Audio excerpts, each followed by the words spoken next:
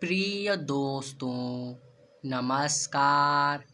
आज के इस वीडियो में हम क्रिस्टलीय ठोसों का वर्गीकरण का दूसरा भाग पढ़ेंगे। इससे पहली वाली वीडियो में हमने आणविक ठोस के तीनों भागों पर चर्चा कर लिया था। आज हम क्रिस्टलीय ठोसों का वर्गीकरण का दूसरा भाग पढ़ेंगे, जो कि इस प्रकार है। देखिए, दूसरा भाग है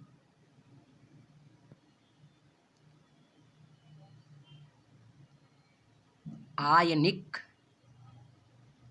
ठोस। आयनिक ठोस होते क्या है, इन पर आज हम चर्चा करेंगे। देखिए, आयनिक ठोस वे सभी ठोस जिनका निर्माण आयनों द्वारा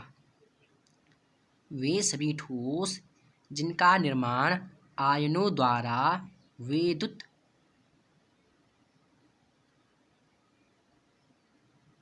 संयोजक बंध बनाने से होता है।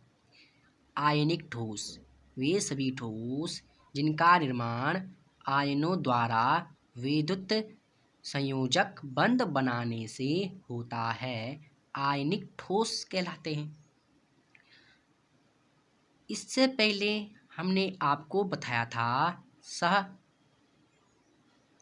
संयोजक बंध। देखिए, विद्युत संयोजक बंध तथा सहसंयोजक बंध में क्या अंतर होता है? सिंपल है। सहसंयोजक बंध में दो परमाणु इलेक्ट्रॉनों की साझेदारी करते हैं। वह अपना इलेक्ट्रॉन दूसरे को नहीं देती, जबकि विद्युत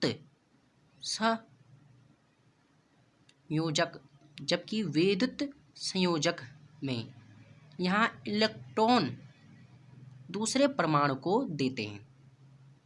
यह कैसा? यह तो हमने आपको समझा दिया था। इसमें क्या था कि हमने बताया था HCl। इसमें क्या होता था कि हाइड्रोजन को भी अपनी कक्षा पूरी करनी पड़ती थी और क्लोरीन को भी अपनी कक्षा पूरी करनी पड़ती थी। तो यह अपना इलेक्ट्रॉन दूसरे परमाणु को नहीं देते थे, तो यह इलेक्ट्रॉनों की साझेदारी करते थे, जबकि विद्युत संयोजक में ऐसा नहीं होता। आयनिक ठोस ऐसे ठोस होते हैं जो कि आयनों द्वारा विद्युत संयोजक बंध बनाने से होता है। परंतु विद्युत संयोजक होता क्या है? देखिए, मान ली हमारे पास NaCl है। सोडियम का परमाणु क्रमांक 11 होता है, जबकि क्लोरीन का परमाणु क्रमांक 17 होता है। तो हमें पता है इसमें 11 तो इलेक्ट्रॉन होंगे, लेकिन 11 ही प्रोटॉन होते हैं। इसलिए कोई भी जो परमाणु होता है वो सामान्य अवस्था में उदासीन होता है। देखिए, इसमें तो 11 इलेक्ट्रॉन होंगे, 11 प्रोटॉन होंगे।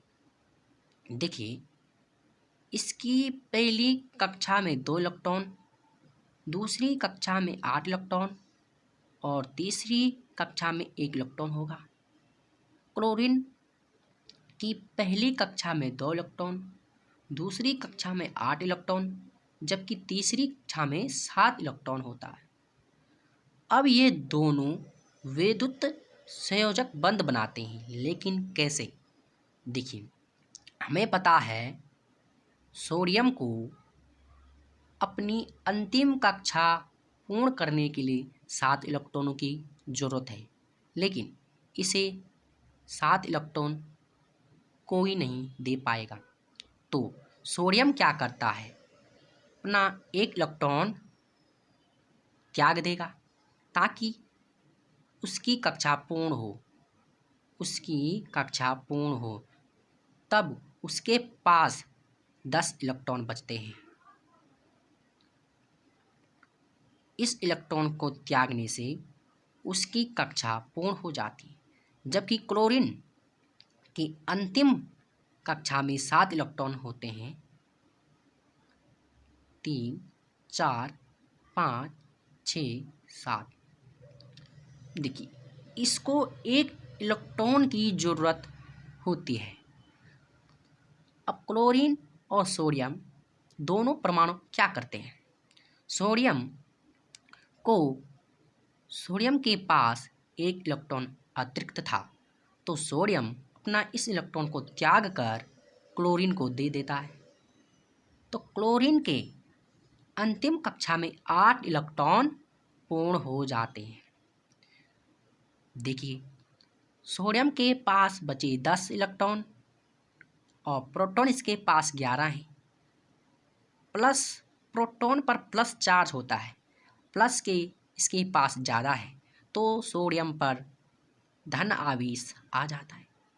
और क्लोरीन ने एक इलेक्ट्रॉन ले लिया और क्लोरीन पर माइनस चार्ज अतिरिक्त आ गया।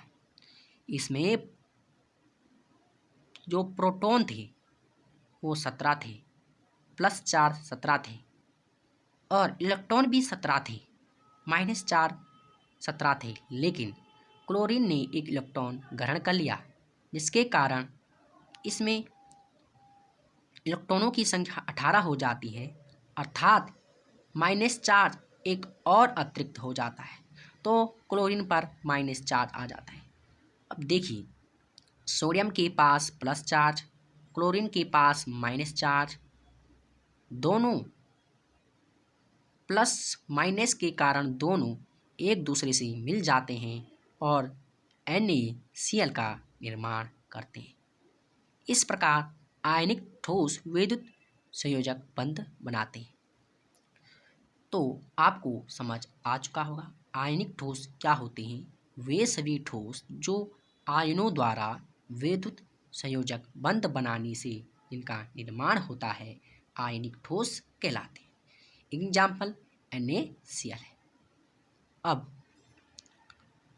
आपको नोट्स बताता हूँ।